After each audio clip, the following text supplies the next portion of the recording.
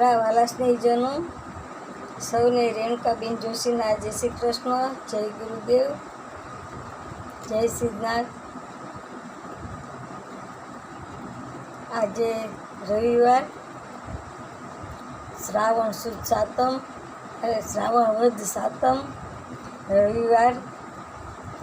આજની રાશિ છે મેષ, જેના નામના અક્ષર છે અલ અને ઈ, જે રાત્રે 10:30 સુધી જ રહેશે. 10:30 પછી રાત્રે વૃષભ રાશિ થશે, જેના નામના અક્ષર છે બ, વ અને ઉ. શીતળા સાતમ એટલે માતાજીને પગે લાગવા જાય સૌ. નાળિયેર વગેરે ચાંદીના નેણ અને આંખો આવે એ માતાજીને ધરાવે. ફૂલે રાંધીને ખાય, કેળાને થેપલા ખાય, સુખડી ખાય. આમ અનેક વિધ બધા પકવાન બનાવ્યા હોય એ ખાય સૌના. અને શીતળામાંને નાળિયેરનું ટોપરું વધેરે, કુલેર ધરે.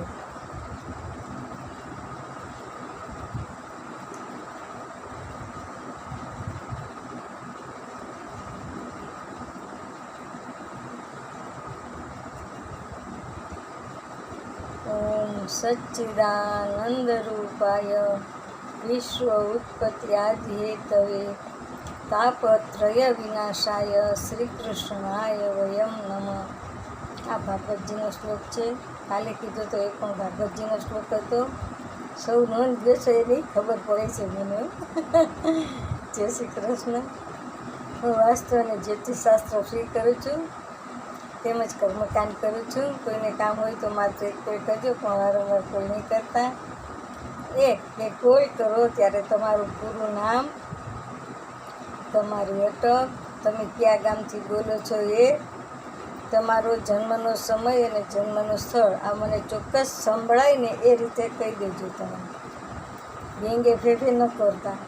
આજે એક ભાઈનો ફોન આવ્યો 3-4 વખત, પણ એને કહું કે તમારું નામ શું છે, તો નામ જ ન સમજાય, બોલે જ નહીં નામ. કયું ગામ, તો એ પણ ન સમજાય. જન્મ તારીખ પૂછ્યું તો કે 66ની સાલ. કાંઈ 66ની સાલ જ ન હોય જન્મ તારીખ, કાંઈ પણ હોય 5-10, 5-11, 6-11, આમ કાંઈક હોવી તો જોઈએ ને તારીખ, પછી 66 તો લાગે.